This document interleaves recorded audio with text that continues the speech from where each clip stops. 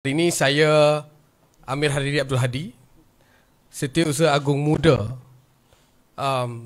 ingin memaklumkan bahawa saya telah pun menawarkan diri untuk bertanding dalam pilihan raya negeri yang akan datang.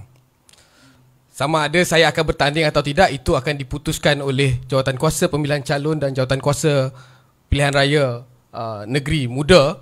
Cuma saya nak maklumkan kepada rakan-rakan media bahawa saya telah pun menawarkan diri saya untuk bertanding dalam pilihan raya negeri yang akan datang. Itu yang pertama. Antara sebab besar kenapa keputusan ini dibuat adalah kerana saya sendiri pada asalnya tidak berminat dengan politik.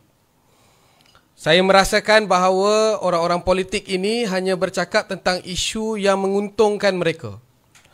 Kita tahu bahawa antara masalah besar dan yang membuatkan orang muda khususnya hilang minat dengan politik kerana ahli-ahli politik yang tidak konsisten.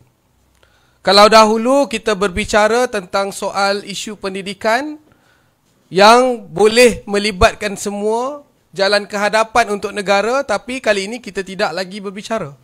Kalau dahulu kita berbicara soal korupsi dan salah guna kuasa, hari ini selepas tertubuhnya kerajaan, kalau ingat yang seperti diumumkan ataupun dilaporkan oleh utusan Malaysia, Timbalan Perdana Menteri menyebut bahawa kalau nak bela Najib Tun Razak, kena undi mereka. Maksudnya PH dan BN. Malah dalam perhimpunan mereka sebelum ini, mereka mengatakan akan ada 2, 3, 4 lagi Najib Tun Razak. Kita nak kata bahawa kita tidak memerlukan lagi Najib Tun Razak dalam negara Malaysia. Kita tidak memerlukan lagi orang yang terbukti. Ini bukan orang yang dituduh dengan korupsi, orang yang terbukti dan dihantar ke penjara kerana korupsi. Ya, membelanjakan wewenangnya duit rakyat. Kita tak perlukan lagi. Saya tak dengar di mana suara mereka yang menyebut tentang isu ketelusan, isu salah guna kuasa, isu korupsi apabila statement ini keluar. Di mana suara-suara yang garang dahulu di jalan raya, ya, menyebut dan menjerit sampai nak keluar, nak tekak, melawan korupsi. Tapi sekarang ini tidak ada siapa yang berbicara tentang isu ini. Saya mengambil keputusan untuk bersama dengan rakan-rakan pada asalnya menubuhkan muda kerana kita dah muak dan penat dengan politik penipu. Dahulu kata A, selepas pilihan raya jadi B. Dahulu cerita tentang isu ini, bila habis pilihan raya dah tak bicara kerana kuasa. Dan muda mengambil bukan saja jalan yang sukar, tetapi kita tahu dalam politik Malaysia ini ada juga kelompok yang suka memainkan isu 3R. Membuatkan banyak isu-isu dasar dan yang utama tidak boleh disentuh. Takut orang untuk berbicara tentang isu yang paling fundamental, iaitu isu pendidikan seperti yang telah pun dibentangkan oleh dari Timbalan Presiden dan juga Saudara Presiden.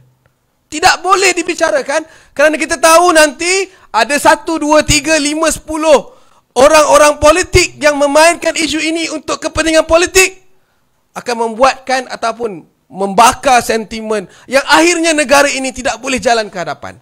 Seperti yang kita selalu sebutkan kepada rakan-rakan semua, kita katakan the only way forward for our country, the only way forward, jalan ke hadapan, satu-satunya jalan adalah untuk belajar, berkenal-kenalan dan menghormati perbezaan di antara kita.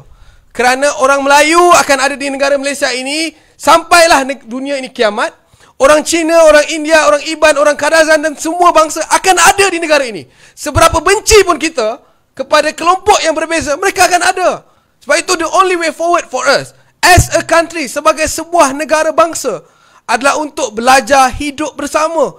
Dan kerana itu muda hadir selain daripada berbicara dan ingin konsisten dengan mesej yang kita sampaikan, ingin melawan mereka ini yang menggunakan agama, bangsa dan 3R itu tadi untuk kepentingan politik mereka, dan akhirnya rakyat terpecah belah sedangkan kita sebenarnya tidak ada masalah di antara satu sama lain. Dan itu saya ingin maklumkan juga seperti yang saya sebutkan. sekali lagi saya menawarkan diri, saya serahkan kepada JPRN, saudara rakan-rakan pimpinan untuk membuat keputusan. Di mana tempatnya itu cerita kemudian, di mana negerinya pun juga cerita kemudian. Saya hanya menyatakan kesediaan saya